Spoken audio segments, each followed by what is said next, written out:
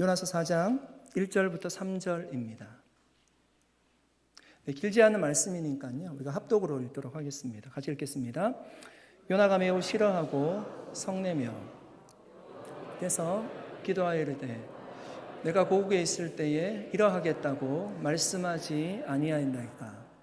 그러므로 내가 빨리 다시스로 도망하였사오니 주께서는 은혜로우시며 자비로우시며 노하기를 더디하시며 이내가 크시사 뜻을 돌이켜 재앙을 내리지 아니하시는 하나님이신 줄을 내가 알았음이니이다. 여호와여 원하건대 이제 내 생명을 거두어 가소서. 사는 것보다 죽는 것이 내게 나음이니이다 하니 아멘. 잠깐 기도하겠습니다. 하나님 아버지 감사드립니다. 이 시간 하나님께서 우리에게 말씀하여 주시옵소서. 그 말씀대로 살아갈 힘과 순종의 마음을 부어주시옵소서. 말씀으로 살 때 풍성한 영혼의 결실이 있도록 은혜 베풀어 주시옵소서. 감사드리며 예수님의 이름으로 기도드립니다. 아멘. 퀴즈 내겠습니다. 상품은 없으니까 여러분 긴장하지 마시고요. 여러분, 의사가 가장 싫어하는 말이 뭘까요? 앓으니 죽는다는 말입니다. 치과 의사가 가장 싫어하는 말은 뭘까요? 뭐라고요? 잘 안 들립니다. 이 없으면 잇몸으로 산다입니다. 산부인과 의사가 가장 싫어하는 말은 무자식이 상팔자라는 말입니다. 약국이 가장 싫어하는 말은 밥이 보약이다. 변호사가 가장 싫어하는 말은 정답, 법 없이도 산다는 것입니다. 여러분은 무엇을 싫어하십니까? 가장 여러분이 싫어하는 것은 무엇입니까? 오늘 요나는 본문 1절에 보니까 자신이 무엇을 가장 싫어하는지를 얘기하고 있습니다. 매우 성내며 화를 내고 있습니다. 한 심리학 교수님이요, 다른 대학의 심리학 교수님들 3명에게 질문을 했습니다. 당신이 가장 행복할 때는 언제입니까? 언제 가장 기쁘십니까? 3명이 대답했습니다. 첫 번째 교수님이 자신이 행복할 때가 관점과 마음이 바뀌어서 새로운 것에 도달할 때 행복하다라고 대답했습니다. 또 다른 한 사람은 사랑하는 사람과 시간을 보낼 때 행복하다는 겁니다. 세 번째 분은 좋아하는 분들과 함께 음식을 먹을 때 행복하다라고 대답했습니다. 질문은 같았지만 다른 답을 3명이 다 했습니다. 한 가지 더 질문을 했습니다. 그렇다면 당신이 가장 싫어하는 것은 무엇입니까? 그 대답은요, 3명 다 똑같았다라고 합니다. 불안함을 가장 싫어한다라고 대답했습니다. 사람들은 확실할 때, 뭔가 확실할 때 평안함을 느끼고요, 뭔가 불확실할 때 마음속에 불안함이 찾아옵니다. 요나의 마음에 지금 불안함이 있습니다. 그 불안함이요, 분노로 표출되었습니다. 여러분, 요나의 마음에 있는 그 불안함은 어디서부터 시작되었을까요? 상상하기 싫지만 정말 미운 이 니느웨 사람들이 하나님께 구원받을 수 있다는 생각을 하니까요, 분노하고 화가 났습니다. 니느웨는 아수르 제국의 수도입니다. 아수르는 이스라엘 백성들을 괴롭히던 나라였고 많은 사람들을 노예로 끌고 갔던 나라입니다. 그런데 그 나라의 중심이 바로 니느웨였습니다. 북이스라엘이 아무리 우상숭배를 하고요, 많은 죄악을 저질렀다고 할지라도 하나님을 믿지 않고 수많은 죄악을 저지른 그 니느웨와 비교하면 자신의 나라는 괜찮다는 생각이 요나의 마음이었습니다. 그러니까 우리가 당하는 고통보다 니느웨 사람들은 훨씬 더 고통을 받아야 된다는 것이 요나의 생각인 겁니다. 그런데 니느웨 사람들이 회개하고 하나님의 심판이 철회되자 요나는 불안해하고요, 분노하고 있는 겁니다. 여러분은 신앙생활 하시면서요, 무엇이 가장 힘드십니까? 매일매일 말씀을 보는 것, 시간 맞춰 기도하는 것, 아니면 교회 나와서 봉사하는 것, 아니면 어려운데 헌금하는 것. 어떤 것이 여러분 가장 힘드십니까? 저에게 무엇이 가장 힘들냐고 물어본다라면 저는 하나님의 말씀을 지키며 사는 것이 가장 힘든 것 같습니다. 그 중에서도 하나님의 말씀이 많은데, 우리에게 하라고 하는 말씀이 많은데요, 가장 어려운 말씀이 사랑과 용서의 말씀입니다. 요나에게도 이 말씀은 정말 따르기 어려운 말씀이었습니다. 그래서 그는 다시스로 도망쳐버린 것입니다. 요나는 자신이 회개의 복음을 전하면 니느웨 사람들이 회개할 줄 알았다고 얘기합니다. 요나는 그들이 회개하고 구원받는 것이 싫은 거예요. 그들을 사랑하고 용서해야 된다는 것을 선지자로서 알지만 그렇게 살기 어려운 겁니다. 2절 말씀입니다. 여호와께 기도하여 이르되 여호와여 내가 고국에 있을 때 이러하겠다고 말씀하지 아니하였나이까.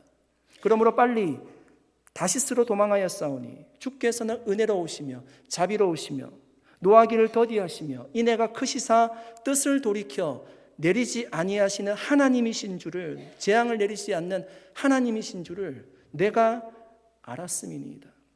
요나는 니느웨에 복음 전하는 것이 싫었던 것이 아니에요. 여러분 정확하게 한번 얘기해 볼까요? 요나가 니느웨에 가서 복음 전하는 것 괜찮아요. 할 수 있습니다. 뭐가 싫은 거죠? 그 결과가 싫은 겁니다. 내가 복음을 전하면 이 사람들이 복음을 받을 것 같은데, 회개할 것 같은데, 그러면 하나님이 심판을 철회할 것 같은데, 그 땅에 구원이 임할 것 같은데 싫은 겁니다.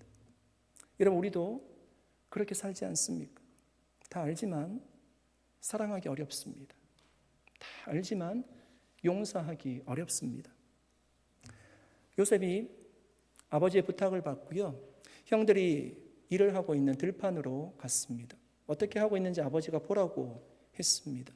자신이 있던 헤브론에서 형들이 일을 하고 있던 세겜까지 75마일 정도 되는 거리입니다. 적지 않은 거리죠. 와보니까 형들이 없는 겁니다. 지나가는 사람이 얘기합니다. 도단으로 갔다는 겁니다. 도단은 거기서 15마일을 더 가야 됩니다. 가보니까 먼저 형들이 요셉이 오는 것을 먼저 지켜봤습니다. 그리고 얘기합니다. 요셉을 죽이자는 겁니다. 요셉이 늘 눈의 가시와 같은 존재였어요. 자신들은 들판에서 일을 하고 있는데 요셉은 아버지가 편하게 집에 있었습니다. 지금 오는 것을 보니까요, 가장 좋은 채색 옷을 입고 형들에게 왔습니다. 늘 꾸미야기를 하고요, 그가 하는 행동이 마음에 들지 않았습니다. 요셉이 오니까 옷을 벗기고요, 구덩이에 집어넣었습니다. 죽이자고 하는 것입니다. 물이 있었다면 당장 죽었을 것이고, 물이 없더라도 시간이 지나면 메말라 죽었을 것입니다. 그리고 자신들은 요셉이 싸온 음식을 느긋하게 그 구덩이 옆에서 먹었습니다. 성경을 보니까요, 요셉이 살려달라고 아우성쳤대요. 그런데 그 소리를 듣고도요, 형들은 맛있는 음식을 먹으면서 농담을 하고 있습니다. 여러분, 구덩이 안에 있는 요셉의 마음을 한번 생각해 보십시오. 얼마나 그것이 상처가 될까요? 자신이 그렇게 살려달라고 얘기하는데 자신이 싸운 음식을 먹으면서 농담을 하고 있습니다.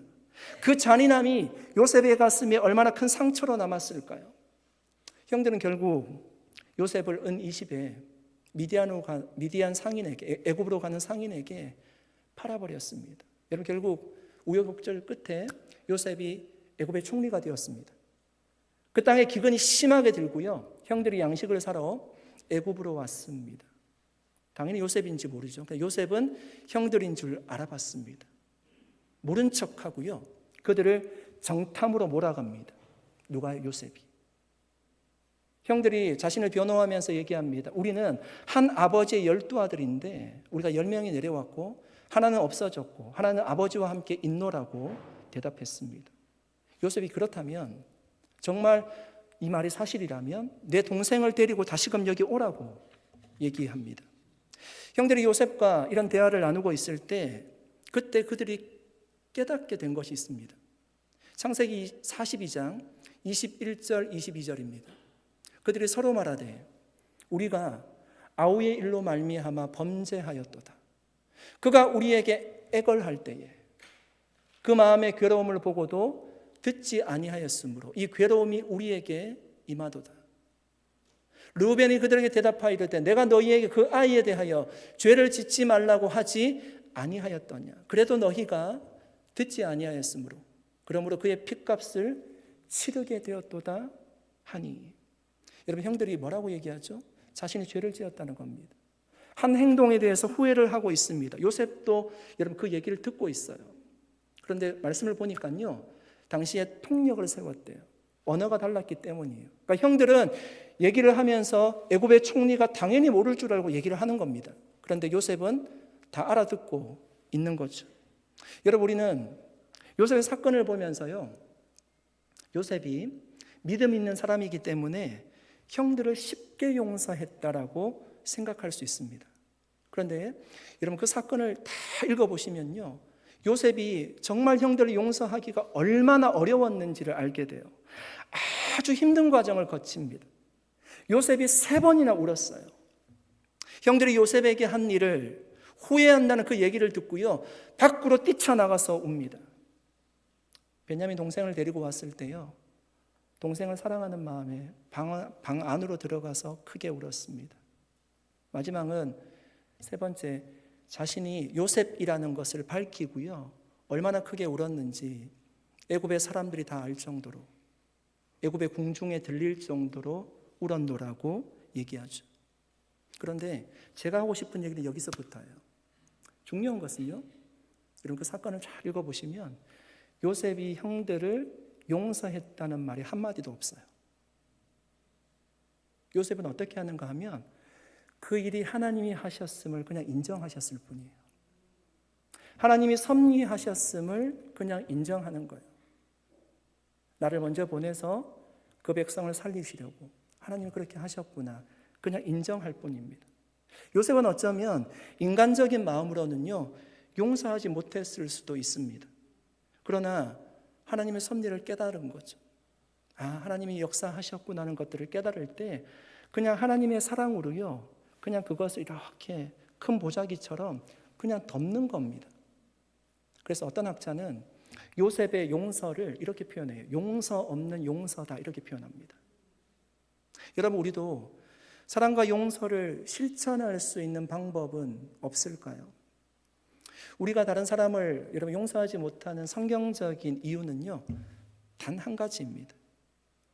다른 사람이 나에게 저지른 죄보다 내가 더 커다란 죄를 지은 사람이라는 것을 우리가 인정하지 않기 때문입니다.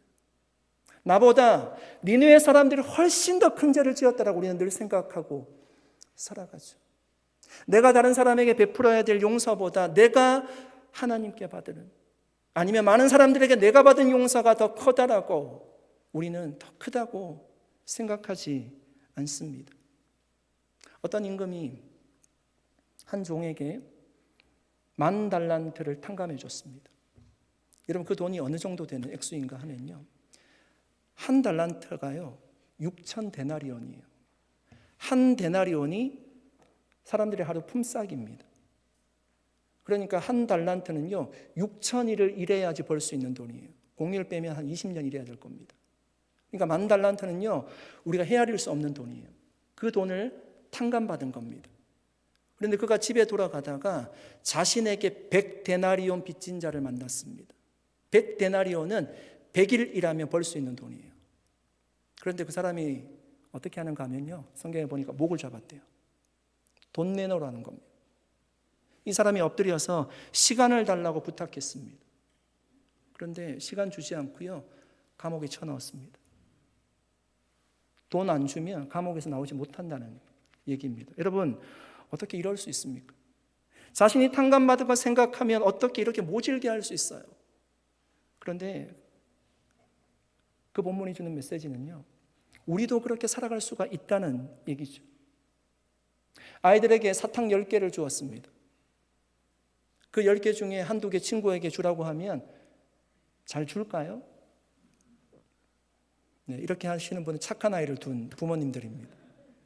주더라도요 흔쾌히 주지 않고 되게 아까워하면서 아마 주게 될 겁니다. 우리의 마음이 그렇다는 거예요. 우리의 본심이 그렇다는 거예요. 내가 받은 것 공짜이면 흔쾌히 줘야 되는데 그렇게 하지 않는다는 거죠. 내가 하나님께 받은 것이 여러분 얼마나 많은지 세어보십시오. 내가 받은 용서가 얼마나 큰지를 우리는 잊고 사는 거죠. 내가 하나님 앞에 받은 사랑이 얼마나 위대한 사랑인지를 내가 깊이 깨닫지 못하기 때문입니다.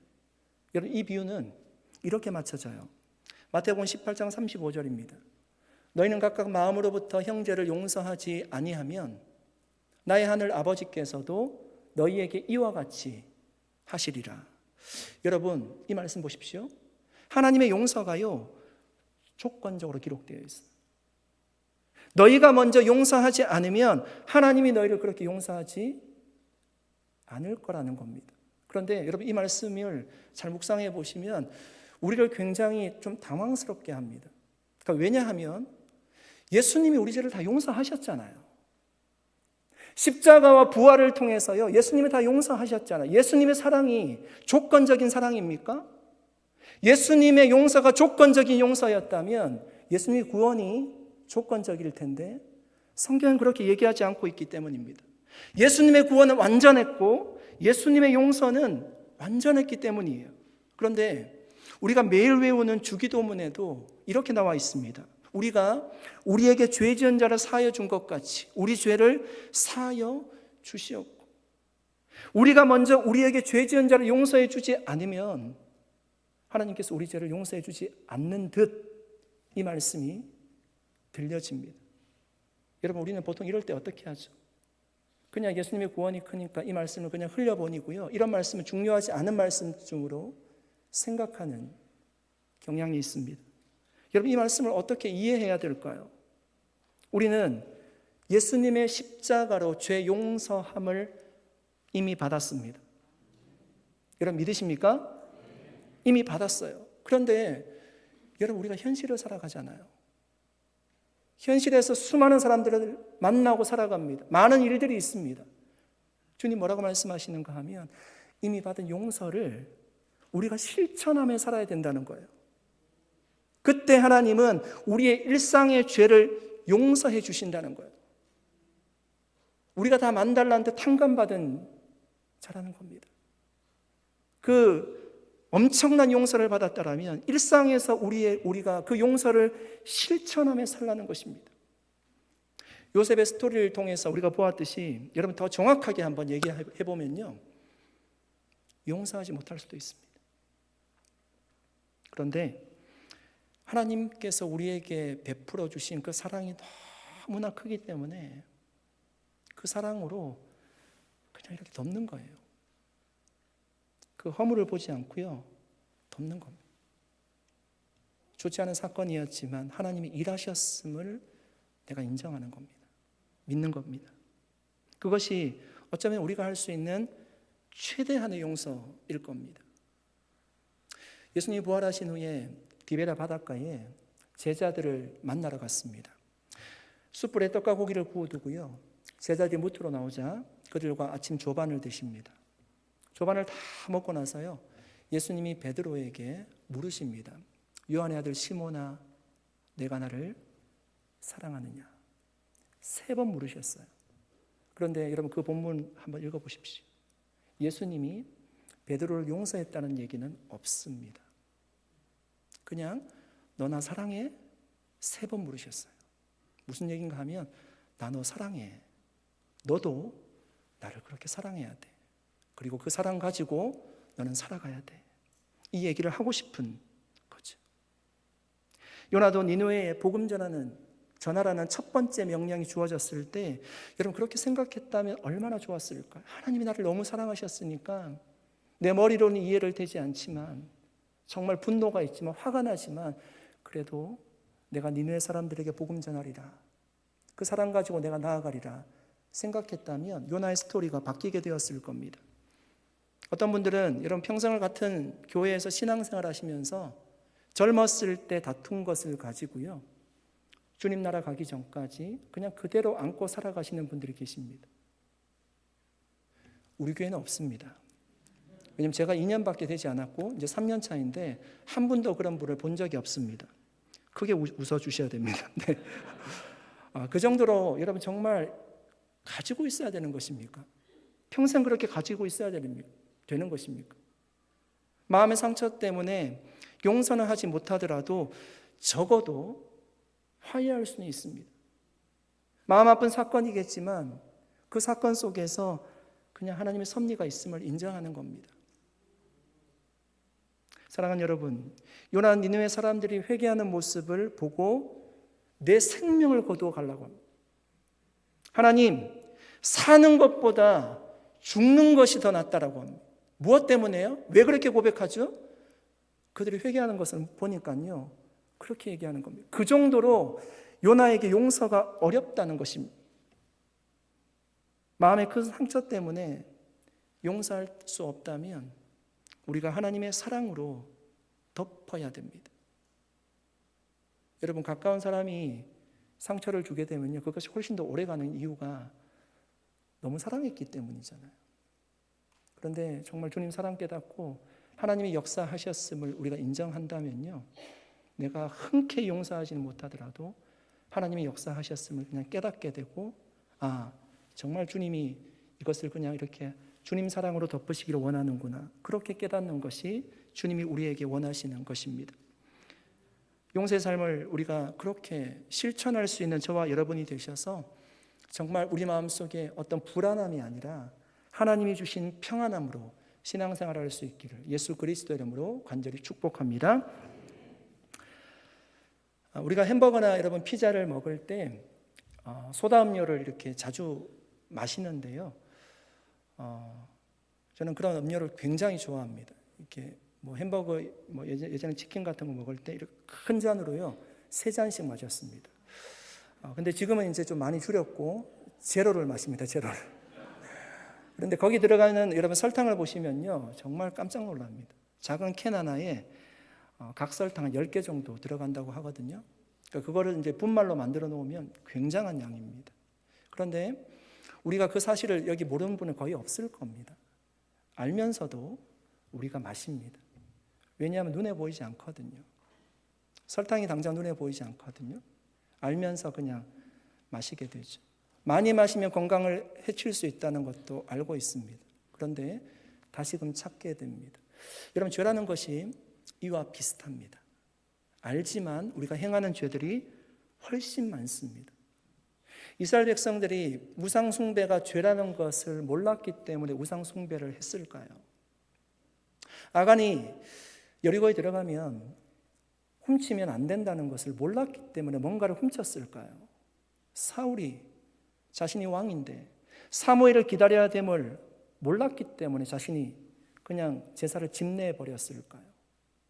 이스라엘에 많은 왕들이 있었는데요, 그 왕들이 이방과 동맹을 맺으면 안 된다는 것을 몰랐기 때문에 동맹을 맺었을까요? 다 알았습니다. 그런데 마치 소다 음료가 주는 그 달콤함처럼요, 죄가 주는 유익이 있기 때문에 그것을 선택하는 겁니다.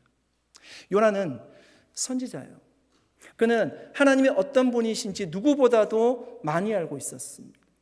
그가 고백하지 않습니까? 주께서는 은혜로우시며 자비로우시며 노하기를 더디하시며 인애가 크신 분이라는 사실을 잘 알고 있습니다.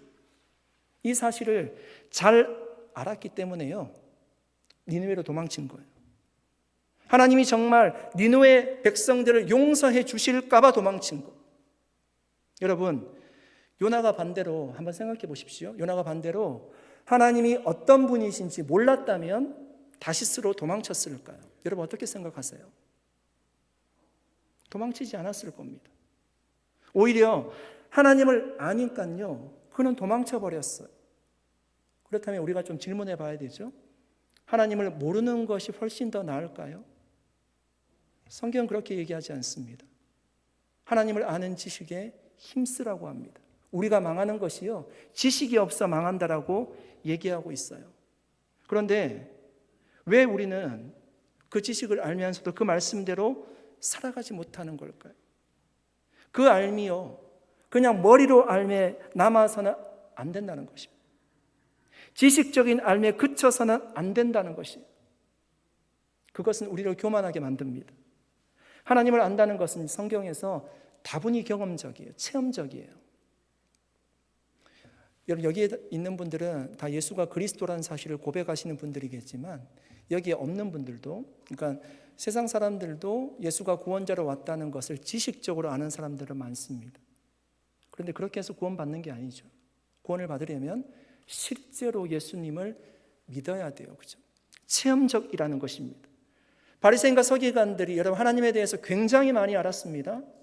그런데 예수님이 그들의 삶을 보시고요, 경건하다라고 얘기하지 않았습니다. 오히려 그들의 삶이 겉과 속이 다르다고 얘기했습니다. 무슨 말인가 하면 아는 대로 살지 않는다는 것입니다. 그 삶이 온전한 삶이 되기 위해서는 하나님의 뜻과 의지에 대한 전적인 신뢰와 순종이 있어야 한다는 것입니다. 여러분, 우리가 짓는 대부분의 죄들은 우리가 이미 죄라는 것을 알고 짓는 겁니다. 그래도 그냥 알면서 하는 거죠. 하나님에 대해서, 성경에 대해서 안다는 것은 좋은 것인데 그 알미 삶으로 연결되어지지 않는 것이 문제라는 것입니다. 순종이 없는 것이 문제라는 것입니다. 요나가 정말 하나님이 정말 은혜로우시며 자비로우시며 노하기를 더디하시며 인재가 크신 분이라는 사실을 이론이 아니라 실제적으로 알았다면 그의 삶이 어떻게 바뀌었어야 될까요? 여러분, 이스라엘 백성들은요, 하나님이 나의 하나님이라고 생각했어요. 이것이 선민주의거든요. 그러니까 하나님이 우리만 복 주셔야 됩니다. 근데 정말 하나님이 인자가 크신 분이라는 사실을 알았으면, 체험적으로 알았으면 니느웨 사람들도 복을 받을 수 있다고 생각하고요, 니느웨 사람들에게 복음 전하는 것이 맞지 않습니까? 여러분, 우리는 하나님의 말씀에 순종하지 않으면 죄라는 것을 이렇게 알고 짓습니다. 그런데 그 죄를 방치하면 그 죄에 대한 죄값을 하나님이 우리에게 물으신다라고 합니다. 하나님의 눈은 속일 수 없습니다. 선거철이 되면 여러분 공직자의 민낯이 드러나지 않습니까? 정말 감추어져 있던 건데요, 그것이 다 드러나서 이 당사자를 얼마나 수치스럽게 하는지 모릅니다. 어떤 분들은 그것이 드러나지 않아서요, 다행이라고 생각할 겁니다. 저는 어쩌면 우리가 그렇게 살아가는지 모릅니다. 드러난 죄도 있지만 드러나지 않은 죄가 훨씬 더 많지 않습니까? 하나님은 여러분 그런데 다 보고 계시잖아요. 그러므로 우리는 사람이 아니라 하나님의 눈을 두려워할 수 있어야 됩니다. 다시스로 도망쳐도요, 하나님이 다 보고 계셨잖아요. 풍랑을 일으키고요, 요나를 다시금 부르시잖아요. 결국 우리가 칭찬을 받고 심판을 받을 대상은 사람이 아니라 하나님이십니다.